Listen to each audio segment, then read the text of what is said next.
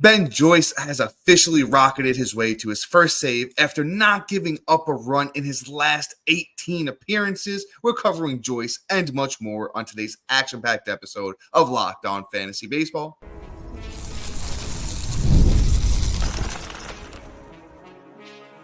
You are Locked On Fantasy Baseball, your daily fantasy baseball podcast. Part of the Locked On Podcast Network, your team every day.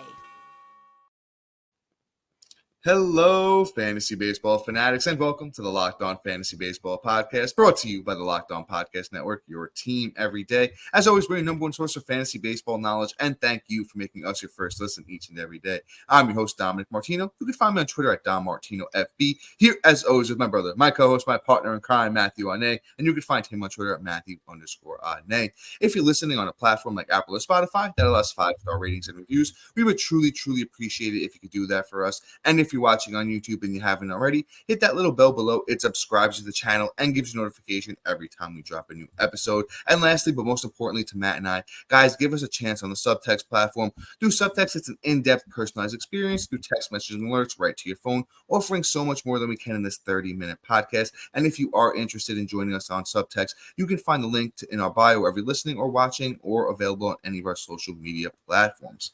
And this episode is brought to you by PrizePicks, the easiest and most exciting way to play daily fantasy sports. Go to prizepicks.com/LockedOnMLB and use the code all lowercase LockedOnMLB for a first deposit match up to $100. And guys, you know the drill. If you're a fan, if you're not, if you're new around here, we do must add players on Monday. And I know we covered Ben Joyce recently, but Matt, as you can attest to, he's looked so good. And I think Matt's going to break him down for us to start the podcast, because I think somebody we just have to talk about. Yeah, Ben Joyce, man. It's really interesting. The Los Angeles Angels, the fact that he's 35% owned is still something that's truly remarkable. I think he should be owned almost everywhere at this point. Carlos Estevez kind of came out of nowhere a couple of years ago and was just a, saves machine, obviously got moved over. And now Ben Joyce's time to step up and to take the same role. And he actually, I think, has more talent than Estevez, in my opinion. And there's a few reasons why. He has a really great, fastball at like 99.9%, 99 miles per hour. Doesn't give up hard contact, doesn't allow guys to barrel up, creates ground balls, doesn't really get the strikeouts, which is the one knock. And, which would, if we're going into next year and he finishes off the season strong, would have him lower in the top 10 because he's not that true K per 9 guy.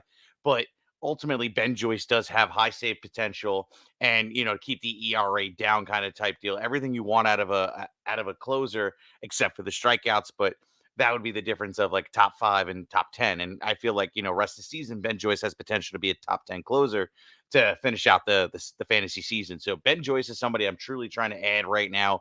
And even though the Angels aren't going to be in a whole bunch of save potential situations, but if they're going to win a game, they're going to be in a safe spot, and Ben Joyce should benefit from that. Yeah, man, as you mentioned, Ben Joyce is just so talented. He has the stuff. The fastball is the best. I think it's the best fastball in the game. He tops out at like 104. He averages around like 101. Has a good sinker, throws a slider a little bit too. I really love the combination of pitches for the 23-year-old, 6'5", 225 righty. Just really talented player that has good stuff. The ownership percentage is deadly low. Matt, you covered him very well. I don't really have too much to add on Joyce, except I think I'm going to have him definitely as a top 10 guy next year. I think the K upside is coming. As a 23-year-old, first shot in the bigs, I think he's figuring out, seeing what works for him. But in the minors and in the college, the guy was a strikeout machine. So I think over maybe next year, couple of years, we'll really see the rise. I think the guy could be the best closer in all of baseball in 3-4 years, honestly. We'll see where it takes him, though. For this year, you definitely must own, universally should be rostered at this point. Ben Joyce, Angels, get him on your team now if you can. Let's move on to another not another starting pitcher, our first starting pitcher of the night. Let's talk some River Ryan, a guy we've talked about here and there of late.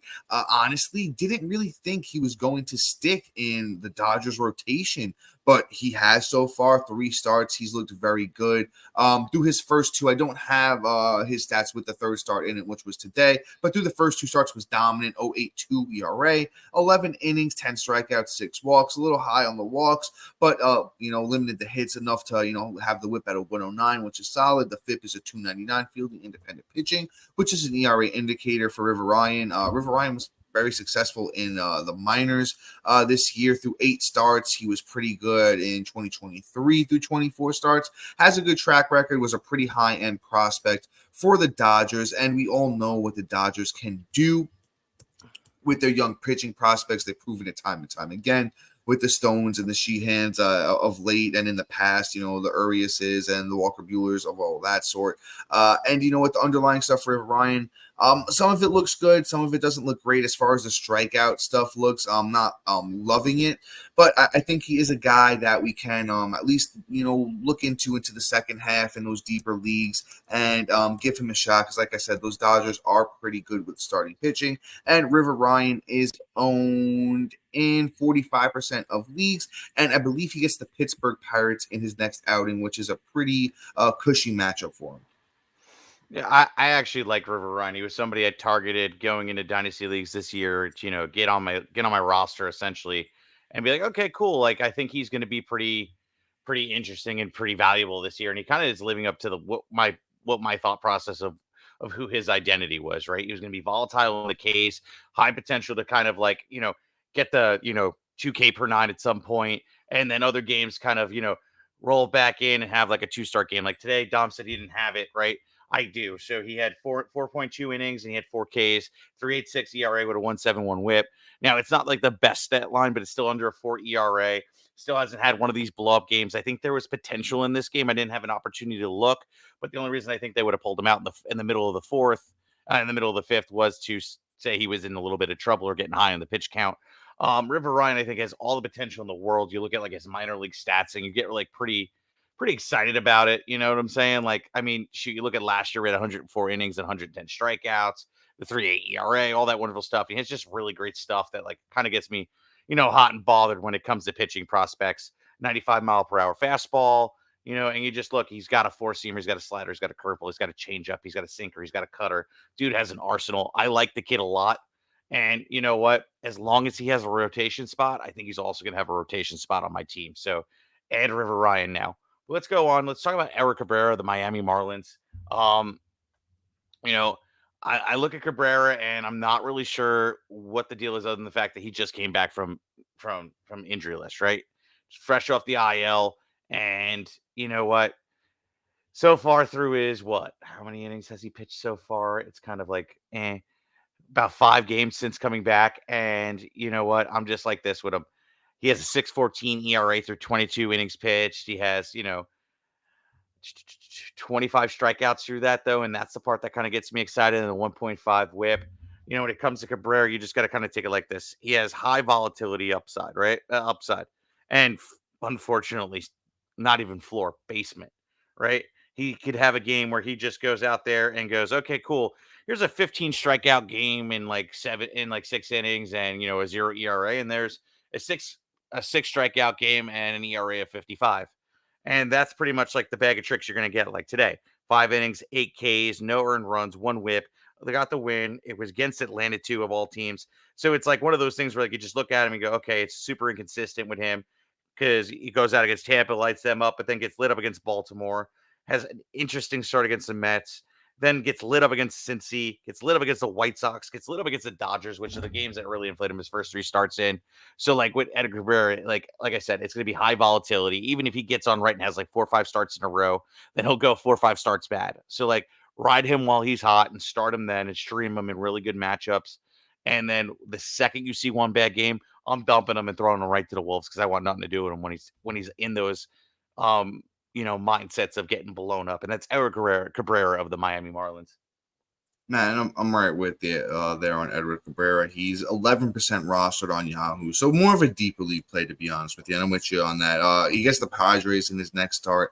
Padres have been good of late, 8-2 in their last 10, so I don't know if I'm throwing him out there in that start. But you know what? At least minimum add Edward Cabrera to your watch list and see where the thing goes, because Edward Cabrera is a guy where if it clicks, he's still, I think, 26 years old. So if it does ever click, he has that Blake Snell in him where high strikeouts. The control can be, iffy at times, but can definitely suppress runs. So Matt Whitty on that take with Everett Cabrera, probably just a deeper league play for now. Coming up next, we have another great starting pitcher from the Houston Astros, and then another closer you're going to want to keep your eyes on before we move into our hitters. And once again, that is coming up next.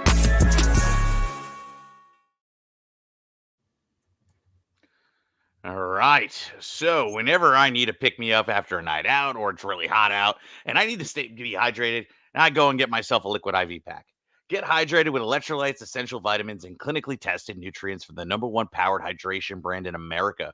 Because baseball and summer go together like liquid IV and indulgent hydration. Blast off with the iconic summer flavors like popsicle fire stick, which a firecracker, which actually is absolutely fire, I might add, not just no word pun intended there. A festive blend of citrus fueled lemon lime, tart cherry, and raspberry flavors, which I also like. Find all your favorite flavors on their website, from I see a berry, lemon lime, even that pina colada.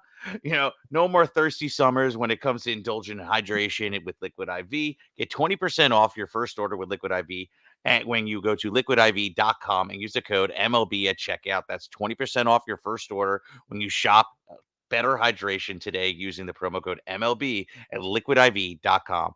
Tear, pour, live more. One stick plus 16 ounce of water hydrates better than water alone. Powered by Live Hydration Systems and optimization ratio of electrolytes, essential vitamins, clinically tested nutrients that turn ordinary water into extraordinary hydration. 3 times the electrolytes of leading sports drinks and 8 essential vitamins and nutrients. Always no GMO, vegan, gluten-free, dairy-free, and also soy-free. So all the frees you could humanly think of. Get supplies from the site that's made for skilled traders, supplyhouse.com. Supplyhouse.com is the reliable way to order plumbing, HVAC, electrical products online. Their easy to use website is packed with helpful resources with the latest product info to help you get the job done right. Shop a complete inventory of over 200,000 parts from over 400 top brands and get your order delivered right to your door with fast shipping from coast to coast. Need help with an order? Get expert support and industry-leading service from the friendliest folks in the business and talk to a real person every time. Pros in the skilled trades can get a competitive edge by joining supplyhouse.com's free trade master program. Every trade master gets access to a dedicated phone line, free shipping, and discounts on every order. Join the thousands of trade pros already benefiting from their free membership at supplyhouse.com and order plumbing, HVAC, and electrical supplies from anywhere with just a few clicks from supplyhouse.com.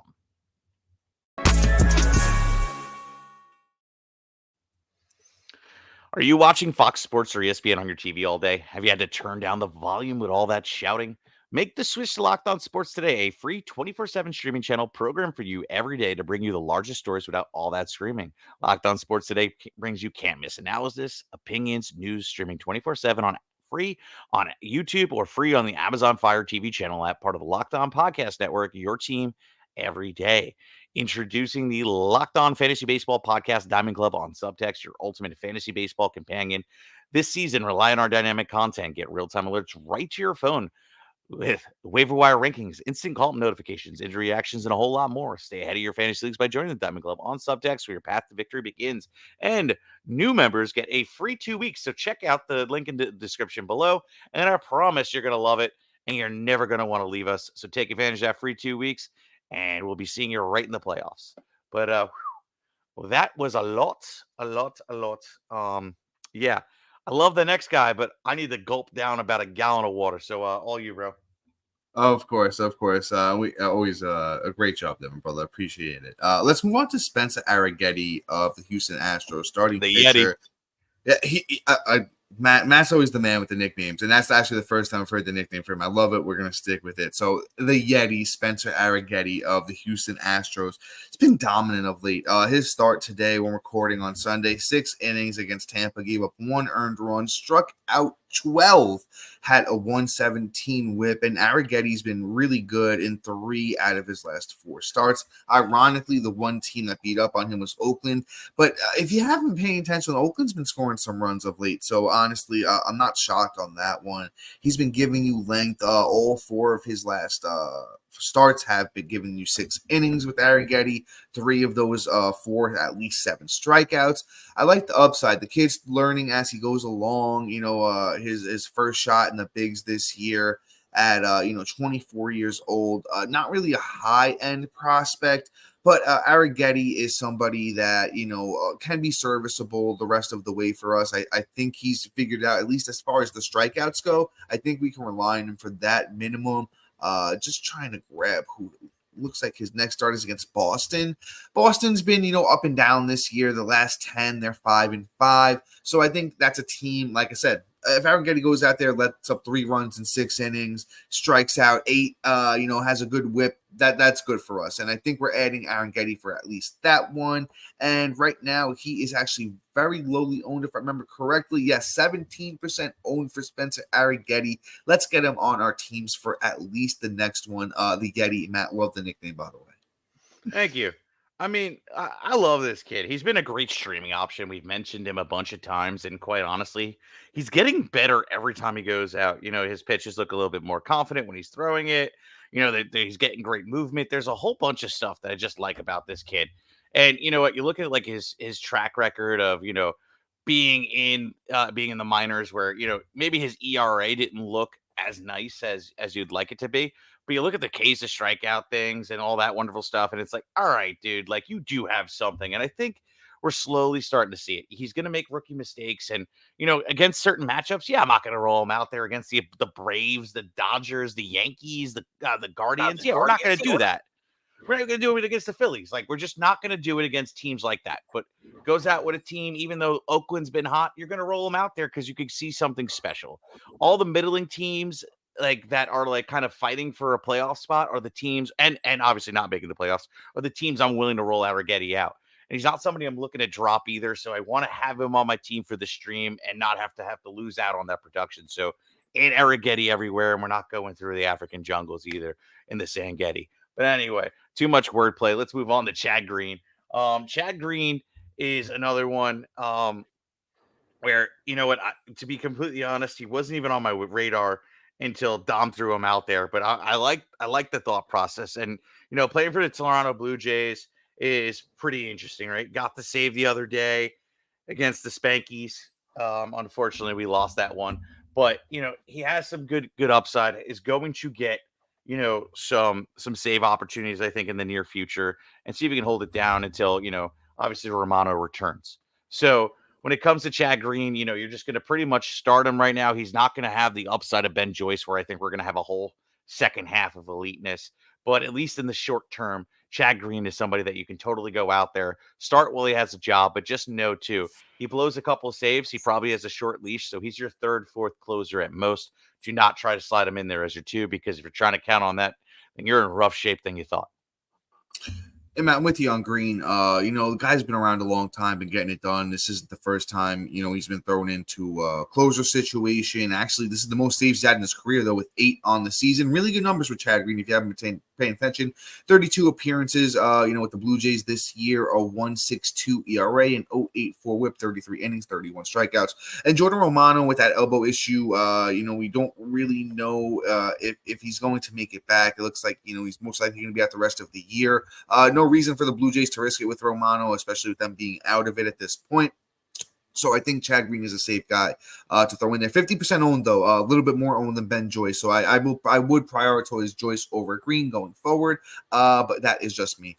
We've spent a lot of time on starting pitching in this episode, and coming up next, we have our haters. Going to run through those for you. And once again, that is coming up next.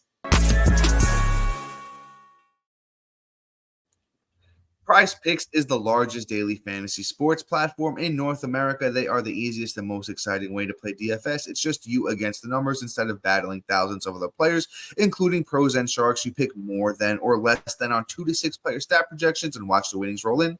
Exploring my skills on PrizePicks this season adds an extra layer of excitement to daily fantasy sports. With just a few taps, you can transform $10 into $1,000 easily. PrizePicks is very user-friendly. You can make selections and submit your entry in less than 60 seconds. And as the host of Locked On Fantasy Baseball, here are some rock-solid picks. Opt for Paul Skeens to have higher than 8 strikeouts in his next start.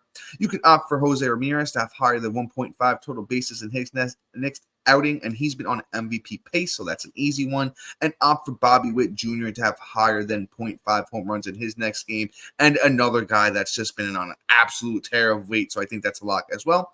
Download the app today and use the code LOCKEDONMLB for a first deposit match up to $100. Again, download the app today and use the code LOCKEDONMLB for a first deposit match up to $100. PrizePicks, pick more, pick less. It's that easy.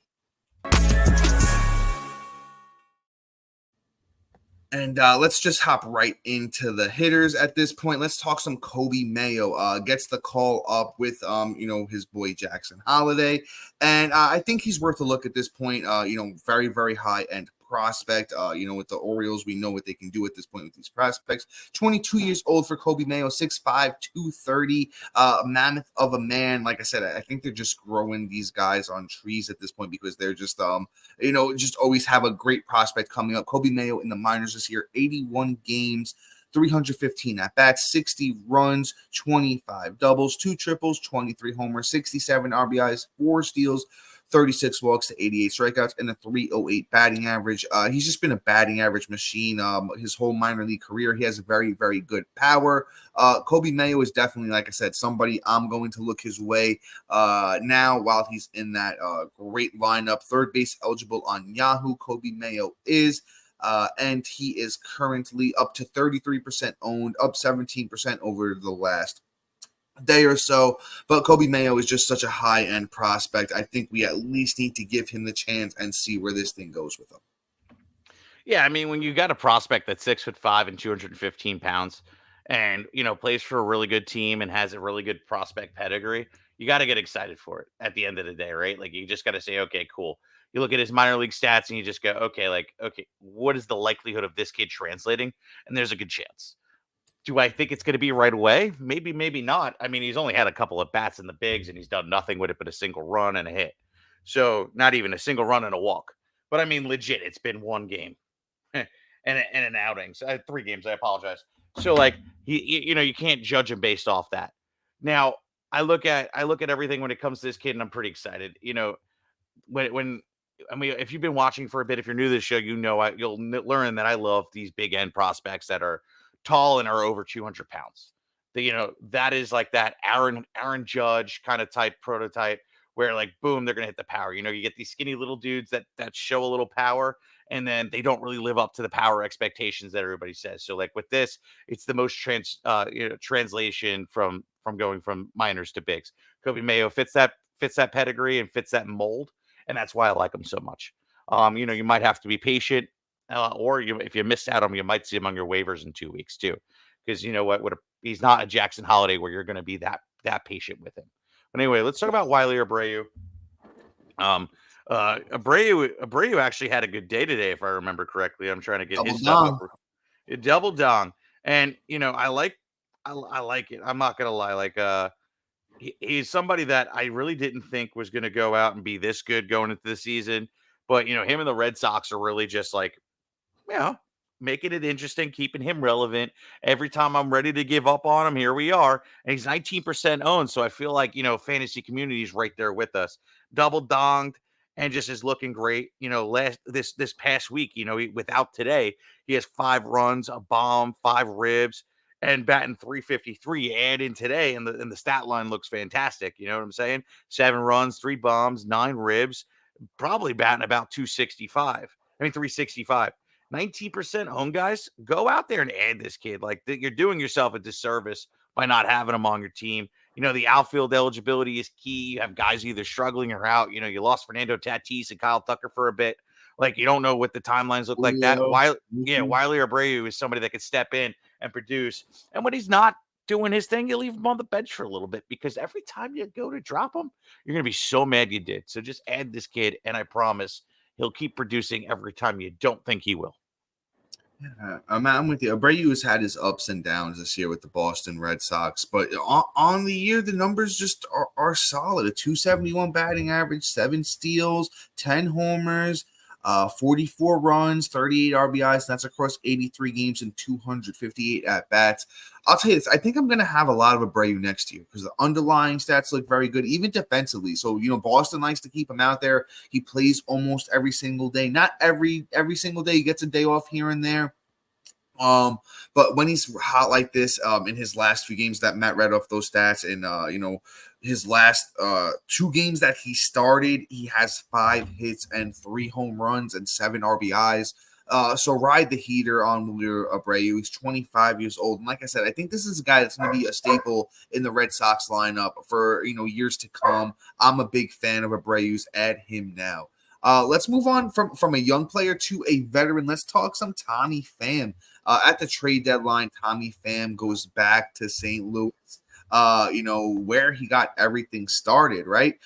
So it's a very cool reunion for the 36-year-old, and he could just still hit. It's so funny. Like every time we count Tommy Pham out, he's right there proving us wrong. 278 batting average for Pham on the year with 6 steals, 6 homers, 26 RBIs. 2 triples, 16 doubles, 37 runs, 75 games, 288 at bats for Tommy Pham. And like I said, there's not really too much to say.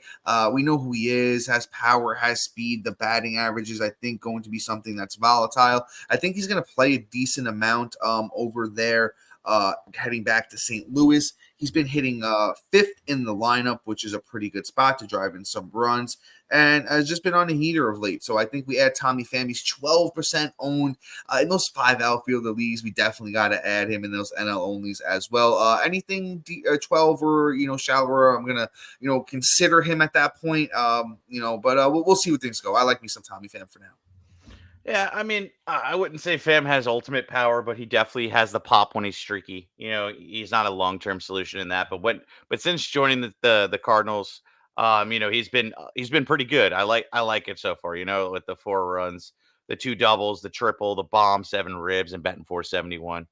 And you know what? That's a great streaming option for now. I'm ready to ride him while he's hot and kind of just call it a day when he's not. But let's move on. Let's talk about Michael Busch, a guy that should be added everywhere. Chicago Cubs, 46% owned, and every time he gets a little cold, everybody's just ready to drop him like he's hot. But we keep telling you, this is not a normal kind of guy, right? We wanted him to be, released from the Dodgers, and he's been living up to the hype. Yeah, he's a little bit more on the streaky end, and he, puts 2 weeks together and goes, boom, here I am, right? But those 2 weeks are usually magical. And look at this last week: 4 runs, 3 bombs, 5 ribs, batting 286. Like, boom, how you doing, bro? Like, this kid is the truth. And the total season numbers are pretty nice too. 342 at bats, 52 runs, 15 bombs, 43 ribs, 2 stolen bases, batting 260. You tell me the first time this kid gets a full lick of a full season and he's doing this? Imagine next year. Imagine the second half. There's a lot of upside with this kid. First and third base eligibility, 46% owned. Get your head right and add this kid. Sorry, I went full New York on that. I was going to say the real New Yorker came out of you on that one. But I'm with you, though, Matt. I'm with you. And you know what the funny thing is? I this time of year, I hate to keep talking about next year. But like I said with Abreu, Michael Busch is a guy next year I'm going to be really high on. He has that prospect pedigree. He's a big batting average guy. I think next year, if he could hit, 25 plus homers with a 280 batting average, have good runs and RBIs with that Cubs, and we're getting that taste of it this year. So don't be afraid to add him. I think he should be 75% owned at this point. Let's move into these next couple of guys. Hopefully we could squeeze them both in. Let's talk about Brandon Lowe. All those Tampa Bay Rays actually has been on a heater of late. He's been hitting second as well for Tampa Bay. And it's actually interesting because the power hasn't really gotten to where we expect it to be, but the batting average is higher. 264 batting average on the year for Brandon Lowe, 62 games, 32 runs, 12 homers, 37 RBIs, 2 steals. I think the power's coming. I think there's going to be a stretch here where Brandon Lowe just, hits a bunch of home runs in a short period of time because that's what he's more known for. That's what he's, his signature tool is his power. At 38% owned in second base eligibility, guys, absolute must add. Completely agree. I'm actually just going to move forward to this next guy so we can fit both in. We're talking about Joey Loperfido, recently acquired by the Toronto Blue Jays, and I like it. He's going to have an everyday play. When he did have consistent play, he was successful. When he had a stretch of whenever Kyle Tucker went down, or they needed to play him at first, or etc. If he played 2 weeks, he was batting about 300. It's when he was going in and out of the lineup and being pretty much platooned is when you kind of see the batting average reflect of the 208. I wouldn't buy the season numbers at all. He has power. He has, great plate discipline. And you look at what he did in the minors this year, and you just go, okay, cool. Like, you see it, right? 41 runs, 7 doubles, 3 triples, 13 bombs, 33 ribs, 9 stolen bases, 21 walks to 53 strikeouts, batting 272, an OPS of 933, a slug of 568. Everything about this kid screams, I'm going to be good, and he's going to be successful. The one thing I loved about him, too, going into this is right before he got the call the first time for the Astros, he was the home run leader in all of the minors. He had 13 home runs through like the first 30 games. And then obviously with how Astros have been trying to showcase him to get him traded has truly screwed with him. Give him 2 weeks. This kid is already going to go off. He already hit a bomb since being on the Blue Jays. I guarantee this kid's going to be a second half stud. And him now. Man, I'm with you on Loperfido. He's only 3% owned on Yahoo. Guys in 5 outfielder leagues, AL onlys. We know what to do. You got to get him on your roster. High in prospect pedigree. And I will say this too with Loperfido. Toronto believes in him. They're hitting him second already, so they believe in him. It means we should believe in him as well. But with that being said, guys, that is all for today. Please be sure to like, subscribe, comment, rate, and review. Shout out to our everydayers and listeners making Locked On Fantasy Baseball your first listen each and every day. Guys, until tomorrow. See ya. Peace.